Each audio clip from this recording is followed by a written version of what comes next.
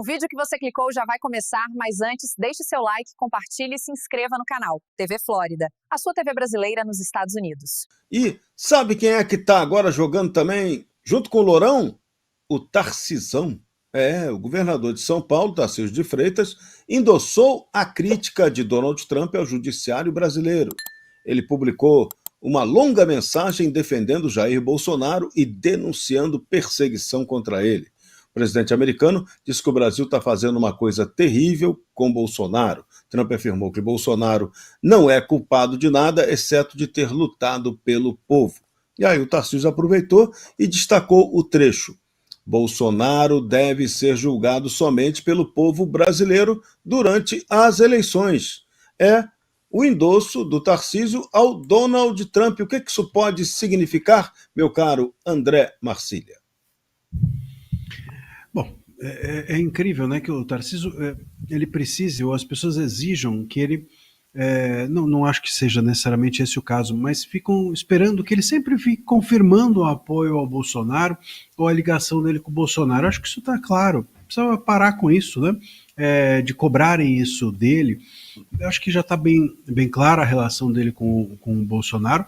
Eu acho que o endosso do Tarcísio à fala do Trump mostra que o Tarcísio não apenas endossa o apoio ao Bolsonaro, a relação dele com o Bolsonaro, mas a todo o estado caótico de coisas que a gente tem hoje no Brasil. Isso está claro graças às redes sociais. Eu estava ouvindo o comentário anterior do Haddad, o Haddad voltando das férias. Imagina só, ele passou as férias inteiras pensando, refletindo e falou, puxa, precisamos nos digitalizar em 2025. A direita está dentro das redes sociais ganhando as eleições desde 2018. O PT ou a esquerda não precisa se preocupar em também se digitalizar, porque a esquerda já encontrou um rumo paralelo que é controlar e censurar. Então eles não vão entrar na onda da digitalização, porque eles entraram na onda de censurar a digitalização que a direita fez muito tempo atrás. Agora, o ponto é que esse é o estado caótico de coisas que o Tarcísio acho que parece demonstrar perceber, e é bom que perceba, seja em que cargo ele estiver, seja o que ele disputar no ano que vem, seja em que palanque ele estiver, não importa, nós precisamos ter nomes de relevo absolutamente alinhados e afinados com o combate ao estado de coisas que a gente tem. O Brasil hoje, ele vive, infelizmente, uma espécie de consórcio estatal entre governo, executivo e STF que vem governando o país, colocando a todos nós submetidos de quatro, debaixo de cabresto, de chicote. Isso precisa acabar e as autoridades precisam ter coragem realmente de se colocar à frente disso. O Trump fez, ótimo, mas as nossas autoridades brasileiras precisam pegar essa fala dele e fazer alguma coisa com ela. O Trump não vai resolver o problema todo nosso. O Trump pode nos denunciar o nosso problema, mas nós próprios é que vamos ter de dar um jeito no estado absolutamente ingovernável de coisas que, sobretudo, a nossa Suprema Corte nos colocou. Missão nada fácil, tá ligado no Bradock Show, oferecimento Golden Brasil. Outra que fez uma defesa brilhante, genial de Bolsonaro e também do povo brasileiro foi a deputada americana Maria Elvira Salazar. Ela também saiu em defesa do Bolsonaro após as declarações de Trump. Maria Elvira disse que Bolsonaro é alvo de juízes ativistas que tentam silenciá-lo. A declaração dela surgiu após Trump escrever que o Brasil age de forma terrível contra Bolsonaro. Salazar fez menção direta ao ministro Alexandre de Moraes, já criticado por ela anteriormente no Congresso americano. A deputada republicana disse que socialistas radicais e juízes ativistas usam os tribunais como armas. Ela afirmou: estão usando os tribunais para silenciar Bolsonaro porque temem a vontade do povo. Salazar disse que é um ataque político tirado diretamente do manual socialista. A congressista norte-americana conclui: em uma democracia, líderes são escolhidos nas urnas, não removidos pela tirania judicial. É, no mínimo, isso, né, Maurício Galante? Esse é o mínimo do que está acontecendo. A Maria Elvira Salazar é uma deputada federal lá da Flórida, de origem venezuelana, então ela sabe muito bem na pele, ela já sentiu na pele, como a nossa Zoe Martins, aí, vereadora em São Paulo, já sentiu na pele também, o que é viver no comunismo e como que o manual do comunismo é seguido à risca por esse pessoal do Foro de São Paulo. Então, ela já vem denunciando há muitos anos isso aí. Ela fez parte de um grupo de congressistas, na época que o Marco Rubio era senador, congressistas da Flórida, que assinaram um pedido para o antigo secretário de Estado, o Blinken, caçar o visto de entrada do Alexandre de Moraes nos Estados Unidos.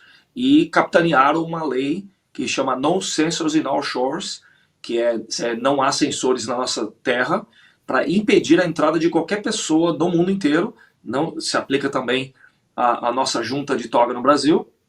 Os membros da junta de toga no Brasil, como falou muito bem o Marcília, se aplica a esses que censuram o seu povo e são tiranos em vários países do mundo. O Brasil não é exceção. Então ela capitaneou isso aí, ela tem uma relação muito boa com o secretário Marco Rubio, que é de família cubana. Então eles entendem exatamente o que está acontecendo. Mas aquilo, a coisa só vai mudar, muito bem falou Marcília, e eu quero ouvir o Darcy também falar sobre isso, só vai mudar quando o brasileiro mudar, quando o brasileiro tomar para si a responsabilidade da bola, pegar a bola do jogo e falar, essa bola é minha, eu tenho que resolver. Como o Serrão falou muito bem, Serrão, o Trump pode ajudar, pode fazer muito, mas não pode fazer tudo. Relembrar que na Venezuela você tem lá um governo que foi censurado, você tem todo mundo que perdeu o visto para poder entrar nos Estados Unidos, todo mundo foi atingido pela lei do Magnitsky, todo o governo Maduro, todos os militares, os generais militares que são donos do cartel de drogas na Venezuela. Você tem um país que tem sanções econômicas duríssimas, ou seja, não consegue vender seus produtos, nem comprar nada de ninguém. Você tem aí operações até militares de resgate, como houve dos sequestrados, dos dissidentes venezuelanos dentro da embaixada argentina. Você tem tudo isso na Venezuela. E nada mudou. O Maduro continua no poder. Então, no Brasil, as pessoas vão esperar chegar a esse nível de a gente não ter mais congresso, não ter mais nada, não ter liberdades individuais, você ter coletivos na rua atirando nas pessoas. Imagina aí o Comando Vermelho e o PCC na rua atirando nas pessoas, como é na Venezuela, dando toque de recolher no país inteiro.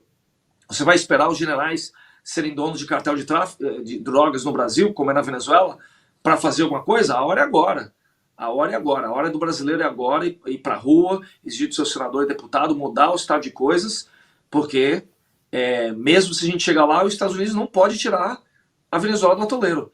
O Brasil não pode deixar se afundar mais no atoleiro. Já está no atoleiro.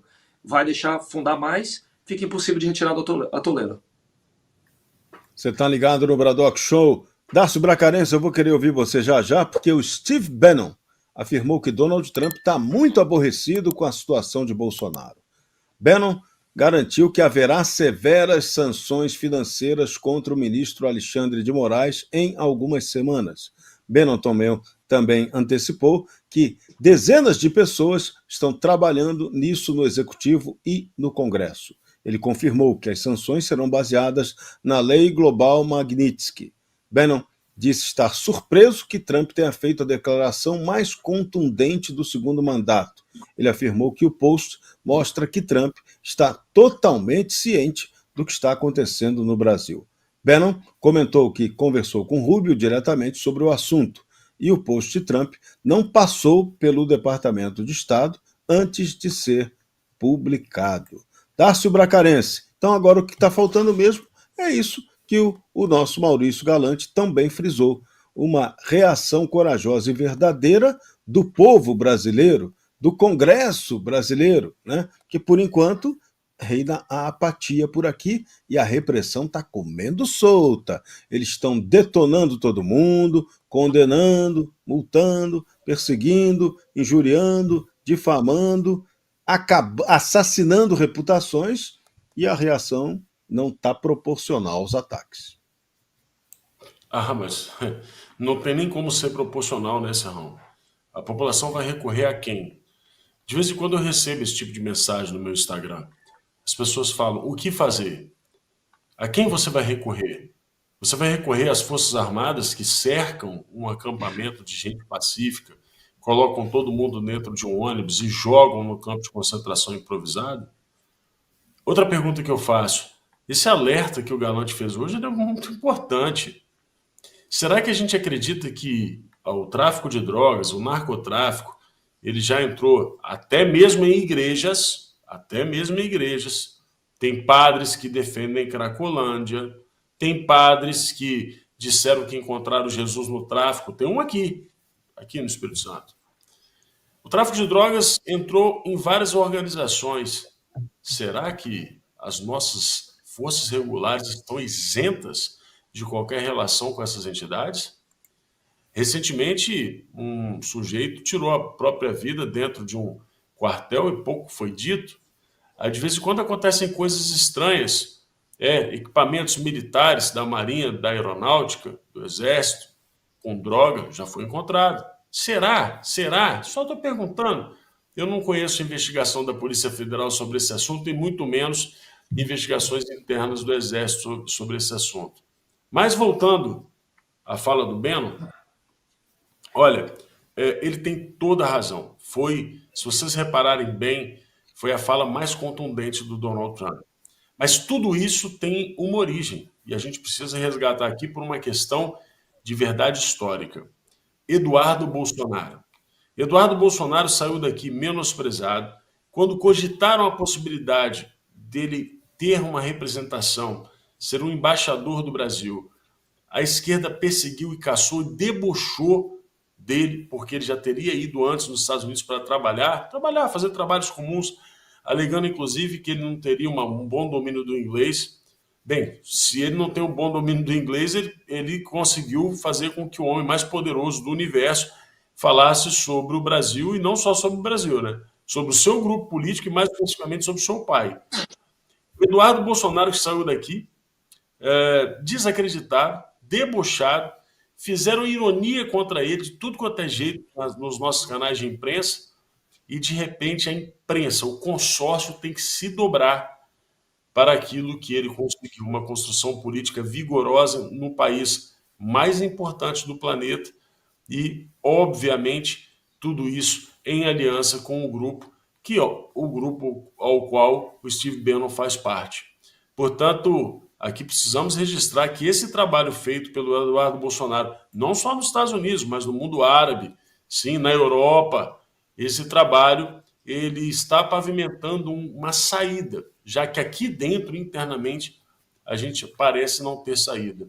É muito triste ver uma população sequestrada e assaltada todos os dias, e quando o Congresso tenta reagir ao assalto, como foi o caso do IOF, o STF simplesmente interrompe essa possibilidade de defesa e tenta trabalhar para garantir que o Executivo possa continuar praticando esse crime. Então, hoje, a gente está contando com essa ajuda externa e, mais uma vez, eu registro aqui o excelente trabalho do deputado federal Eduardo Bolsonaro, que está se mostrando muito mais eficiente do que o nosso Itamaraty, tão respeitado e com uma tradição tão bonita. Pois é, parabéns, Eduardo Bolsonaro. A gente conseguiu algo histórico hoje. Se tem gente feliz com Trump, tem gente PT da vida com ele também, André Marcília. Porque a Justiça da Flórida, voltou a intimar o ministro Alexandre de Moraes na ação da Trump Media e do Rumble. As empresas alegam que Moraes praticou censura ao determinar a suspensão de contas em redes sociais. Elas pedem que as ordens do ministro não tenham validade em território norte-americano. Moraes tem 21 dias para apresentar uma resposta formal ou fazer uma moção de contestação. Caso não se manifeste, o tribunal poderá emitir um julgamento à revelia. As plataformas afirmam que Moraes violou a primeira emenda da Constituição dos Estados Unidos. Alegam que as decisões do ministro censuram discurso político legítimo nos Estados Unidos. As empresas contestam ordens que suspenderam contas como a do jornalista Alan dos Santos. Coisa está ficando esquisita, mas a Advocacia Geral da União, André Marcília, informou que está preparando minutas de intervenção processual no caso Moraes. O caso envolve o ministro do STF contra as empresas Rumble e Trump Media. E os advogados americanos que auxiliam a AGU sugerem que as empresas pedirão citação internacional. Então, a AGU diz que aguarda a obtenção de subsídios do STF para a conclusão dos Trabalhos. Ou seja, a Advocacia Geral da União virou advogada suprema, André Marcília.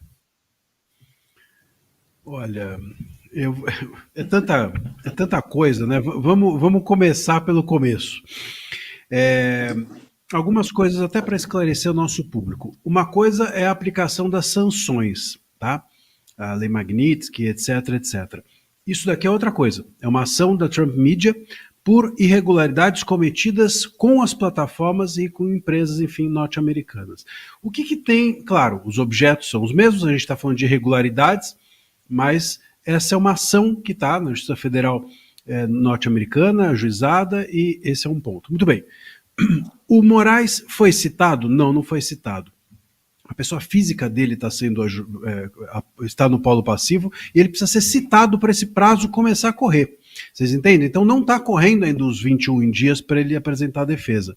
O que está se aguardando é que haja uma citação. Ele precisa receber lá, embora ele não faça isso com os outros, embora ele não tenha feito isso com Paulo Figueiredo, por exemplo, embora ele não tenha feito isso nem com Musk quando suspendeu o X, bom, ele faz tudo errado, mas as pessoas, a gente deve agir certo, mesmo com as pessoas que fazem errado com a gente, para a gente mostrar que a gente é moral, mesmo que as pessoas não sejam conosco. Então, o que está aqui em voga agora, o que está em curso, é citarem o Moraes. Depois que ele for citado, ele pode ou não responder. Se ele não responder, revelia. O que isso significa? O caso vai ser julgado sem uma contestação, sem uma resposta, e provavelmente os fatos alegados contra ele são pressupostos como verdadeiros. Se ele se defender, bom, aí corre como um processo normal. E a grande questão aqui é essa, porque aí entra a AGU na história. O que a AGU tem a ver com isso? Nada. Nada.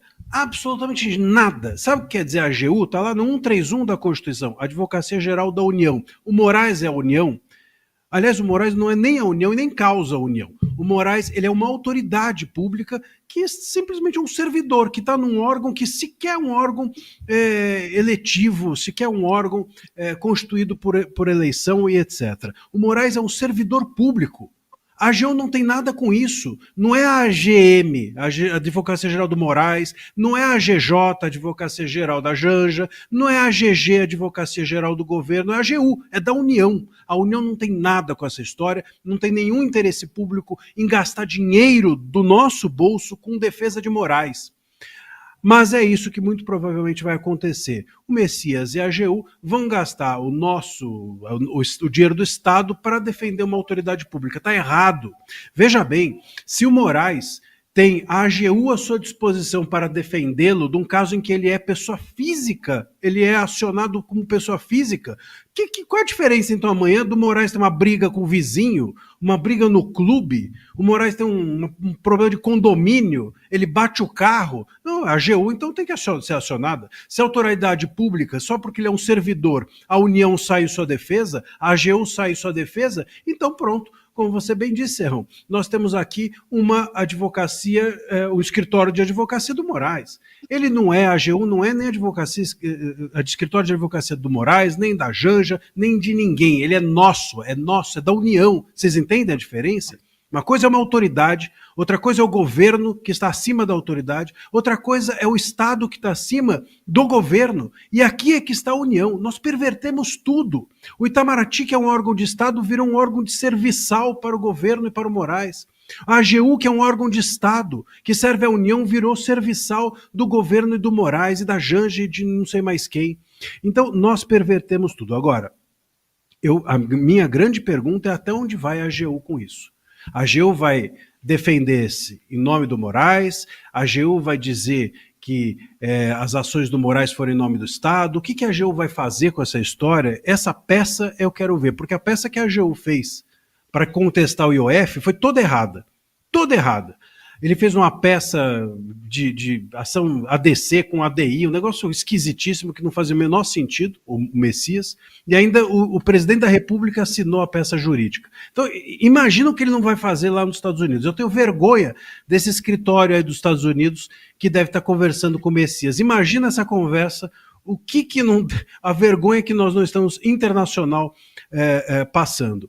E por fim, só para dar a cereja desse bolo, o que se discute nessa ação não é se o Moraes agiu bem ou agiu mal, é se o Moraes, olha só, se o Moraes pode ou não condenar cidadãos norte-americanos. Se o Moraes pode ou não impor que cidadãos norte-americanos sigam as decisões dele e não as leis dos Estados Unidos. Percebe em que lugar nós estamos? O que eles pedem, portanto, nessa ação é que o Moraes seja responsabilizado por um absurdo, por violar a soberania dos Estados Unidos. Se você chegou até aqui, é um bom sinal. Para assistir os vídeos completos, acesse nosso site ou baixe nosso aplicativo totalmente grátis.